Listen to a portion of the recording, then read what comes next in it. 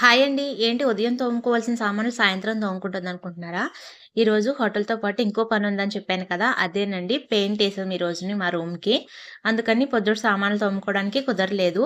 అందుకని సాయంత్రం నైట్ అయ్యాక తోమానండి. హోటల్ అయిపోగానే పెయింటేసి అతనొచ్చాడండి. అందుకని ఇంకా సామాన్లన్నీ కూడా ఒక పక్కన పెట్టేసి, ఇంకా గదిలో సామాన్లన్నీ బయటికి పెట్టుకొని, నేనవన్నీ సర్దుకుంటూ ఉంటే పెయింటేసి అతనైతే పెయింటేసాడండి.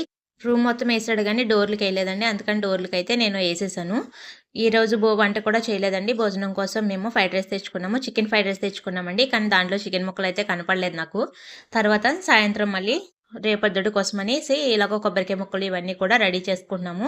నైట్ అయిందంటే మళ్ళీ స్టార్ట్ చేయాలి కదండీ! రేపటి కోసం ముందుగానే రెడీ చేసుకోవాలి కాబట్టి ఇవన్నీ కూడా నైటే రెడీ చేసి పెట్టుకుంటాము. ఉదయాన్నే పెయింట్ పని అయిపోయిన తర్వాత రూమంతా కూడా క్లీన్ జేసేసుకొని నేను మధ్యాహ్నం కాసేపు పడుకున్నానండి. పనంతా అయ్యేసరికి 5 అయింది. 5 అయిన తర్వాత కాసేపు పడుకొని తర్వాత సామాన్లు తోముకున్నాను.